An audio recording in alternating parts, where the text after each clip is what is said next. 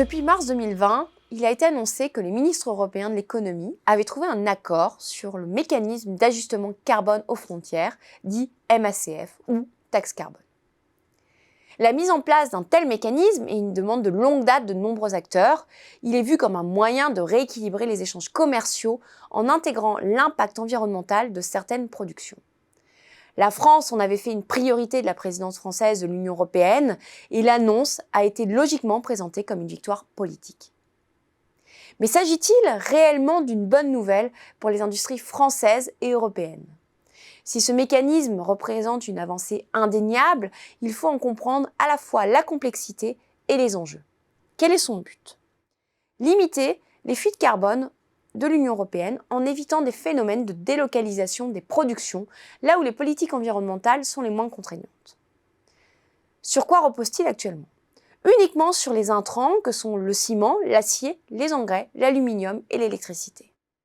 Ce mécanisme vient compléter la politique de quotas carbone mise en place par l'Union européenne. Ainsi, quand il entrera en vigueur, les entreprises européennes concernées par le marché européen du carbone achèteront des quotas carbone dont le prix va sûrement être relevé. Les entreprises qui exportent des productions vers l'Union européenne, elles, se verront imposer une taxe aux frontières pour les intrants listés précédemment. Le MACF peut donc être vu comme une volonté de rééquilibrer les échanges afin de ne pas pénaliser les entreprises européennes qui paient un quota carbone quand leurs concurrents ne sont pas soumis aux mêmes contraintes. Il se veut être une mesure dissuasive pour les entreprises de produire à l'étranger et donc de localiser leur production là où les contraintes environnementales sont les plus faibles et là où il n'y a pas d'obligation d'acheter des quotas pour les gros consommateurs d'énergie, à savoir 11 000 entreprises au sein de l'Union européenne, ce qui représente environ 50% d'émissions européennes de dioxyde de carbone. Donc techniquement, ce mécanisme devrait faire baisser les importations sur ces entrants, mais aussi avoir un impact sur les prix de vente ou les marges, notamment des produits finaux, les contenants. Mais le problème, c'est qu'il s'applique uniquement sur les intrants et pas sur les produits semi-finis ou finis qui les contiennent, car on dit que ce mécanisme de calcul serait beaucoup trop complexe. Ainsi, ce positionnement induit deux conséquences. La première, c'est que les industriels européens vont devoir faire face à une concurrence sur le marché européen de produits semi-finis ou finis plus compétitifs, car non soumis à ce mécanisme.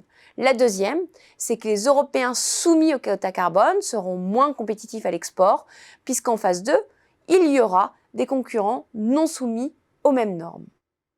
En conclusion, ce mécanisme est une avancée indéniable pour l'Union européenne. Mais il faut aller plus loin si on veut une décarbonation réelle et profonde des productions mondiales. D'autant qu'il aura un impact restreint sur la réduction des émissions mondiales au regard du poids des émissions européennes. De plus, en l'état, il pourrait fragiliser les producteurs européens, en particulier d'acier et d'aluminium, car les industriels pourront être tentés de trouver des produits suffisamment transformés, mais répondant à leurs attentes pour baisser les coûts d'achat et le contourner.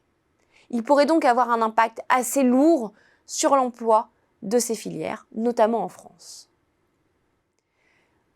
Il faut également un mécanisme qui s'applique sur les produits finis et semi-finis pour être réellement efficace, réellement rééquilibrer les échanges mondiaux avec une vraie récompense pour ceux qui sont vertueux sur le plan environnemental et éviter les risques de fermeture d'usines en France. Plus grave, pour préserver les productions existantes, il risque d'être contourné ou appliqué avec tellement d'exceptions qu'il éloignerait la possibilité de la mise en place d'une vraie taxe carbone. Il faut également amener les autres pays, notamment la Chine et les États-Unis, à négocier pour des politiques environnementales bien plus ambitieuses pour atteindre les objectifs environnementaux mondiaux et rééquilibrer les rapports de force commerciaux. Ainsi, la France ne peut se satisfaire du mécanisme actuel et doit profiter de la présidence française de l'Union européenne pour être bien plus ambitieuse sur le plan environnemental, industriel, mais aussi géopolitique.